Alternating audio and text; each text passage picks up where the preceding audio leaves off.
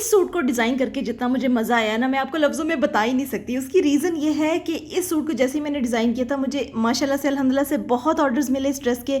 तो मैंने ये फ़ैसला किया कि हम इस ड्रेस को फिर सेल पे लगा देते हैं। मैंने सेल पे लगा दिया, वो ट्रिपल ऑर्डर्स हो गए। वो जैसे इसका प्राइस कम हुआ, क्योंकि जो जितनी मेहनत अब मैं आपको इस पूरी वीडियो में दिखाऊंगी ना कि हमने इस सूट पे की है, तो आपको लग जाएगा पता कि हम लोगों ने गुल नसीम के बैनर के नीचे क्या चीज़ रेडी की है। अब देखिए, सबसे पहले हमारे पास ब्लैक एंड वाइट कपड़ा था। सलाम दुआ तो ली नहीं, अस्सलाम वालेकुम। तो सबसे पहले जो है ना, मैं पूरा प्रोसीजर आपको बताऊंगी कि हम अपने वर्क प्लेस पे किस तरह से एक ड्रेस को प्रॉपरली स्टिच करते हैं, एम्ब्रॉयडरी करते हैं, एक एक चीज़ को उसको ख्याल करते हैं। अब देखिए, फॉर एग्जांपल हमारे पास ही मीडियम साइज़ का ऑर्डर आया, तो हमने इस तरह से सबसे पहले उसको कटिंग स्टार्ट की। कटिंग, आई थिंक कटिंग में बहुत सारे चैनल्स पे बड़ी वीडियोस आपको मिल जाएंगी। अगर फिर भी कटिंग में आपको कोई प्रॉब्लम हो रही है तो आप मुझसे बात कर सकते हैं, मैं कटिंग की वीडियोस भी बना के लगा दूंगी। उसके बाद सबसे पहले हमने स्लीव्स के डिज़ाइन को टारगेट किया। स्लीव्स में चिप्स बुकरम को हमने बिल्कुल इसी तरह ब्लॉक्स में काट के, और चिप्स बुकरम को हमने मशीन के ज़रिए पक्का कर लिया। मैं कारीगरों की ज़ुबान ही बोलूँगी, पक्का कर लिया, कच्चा कर लिया, ताकि हम लोग भी इसी तरह से ट्रेन हो जाएं। मैं तो बेसिकली डिज़ाइन करती हूँ, लेकिन मेरे जो वर्कर्स जिस तरह की ज़ुबान बोलते हैं, मुझे उनके साथ रह रह के वैसी ही ज़ुबान समझ में आती है। तो अब ये देखिए, हमने इसको पक्का कर लेना है। पक्का करते जाएंगे और मशीन से जहाँ जहाँ पे एज आ रहा है वहाँ वहाँ पे आपने स्टिच करते जाना है मशीन के ज़रिए।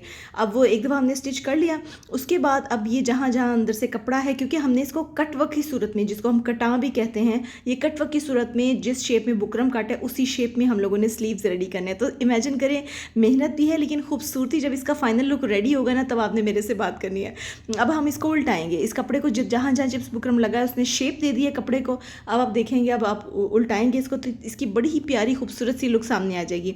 इसके बाद इसको आयरन करना मस्ट है, क्योंकि डिज़ाइन को सीट करना होता है, डिज़ाइन को बिठाना कहते हैं इसको। तो ये आम कारीगरों की ज़ुबान में इसको डिज़ाइन को बिठाना, और उसके बाद अगले तरपाई का इसका सिलसिला शुरू हो जाता है। इसके फौरी बाद हम तरपाई करवाते हैं। कारीगर देखिए अब कितनी महारत के साथ यहाँ पर तरपाई कर रही हैं। हम ना हमेशा छोटे टांके उठाते हैं, ये मैंने पिछली वीडियो में भी बताया था। हाँ, अक्सर दर्जी होते हैं बड़े टांके उठाते हैं, तो हम लोग जो है ना वो छोटे टांके उठाते हैं, क्योंकि वो ज़्यादा नीट लगते हैं।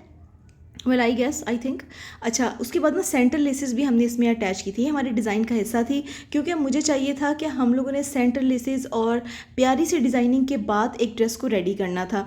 तो इसके लिए जितनी भी मेहनत दरकार थी, हमने सारा जोर लगा दिया अपना। अब देखें, यहाँ पर आ रही है सीढ़ी लेसेस की अटैचमेंट। अब सीढ़ी लेसेस की अटैचमेंट के बाद हमने इसको आयरन करना स्टार्ट किया। आयरन करने के बाद इस डिज़ाइन को प्रॉपरली बिठा दिया। अब नेक्स्ट स्टेप हमारा कॉलर रेडी करने का था।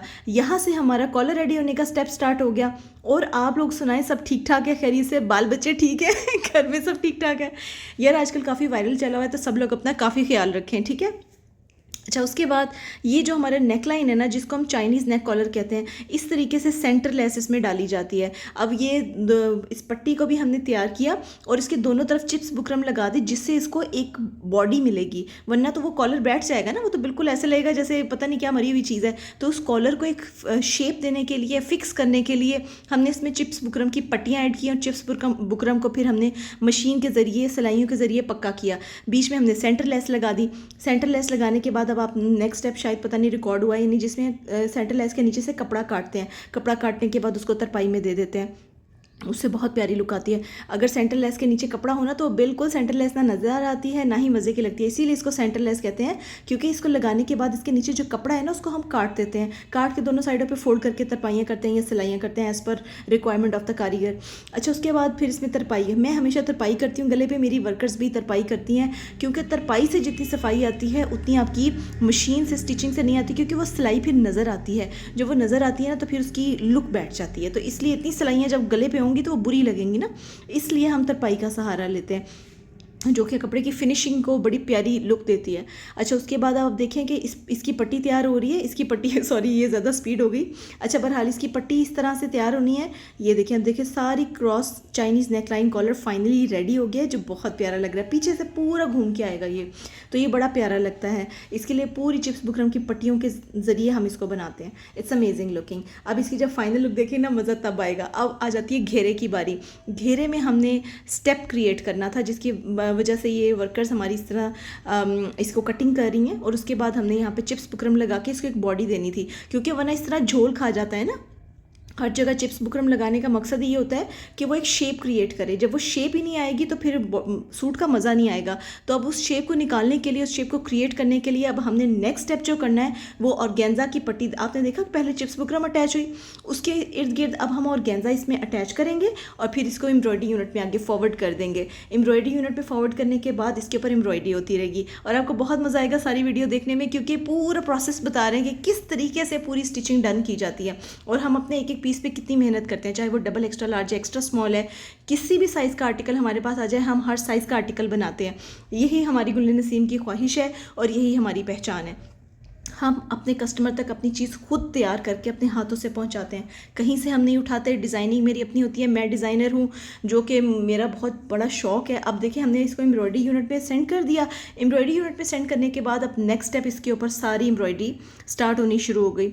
अब स्टार्ट में अब फ्रेम लगता है, वो अलहदा प्रोसीजर है, वो एक बिल्कुल अलहदा चीज़ होती है जिसमें फ्रेम लगाना भी एक हर इंसान हर काम नहीं कर सकता, इसलिए एम्ब्रॉयडरी मैन अलहदा है, कटिंग वाली बच्चियाँ अलहदा हैं, स्टिचिंग वाली अलहदा हैं, डिज़ाइनिंग वाली ज़ाहिर है डिज़ाइनर मैं हूँ, शूटिंग वाली बच्चियाँ अलग हैं, पैकेजिंग वाली अलग हैं।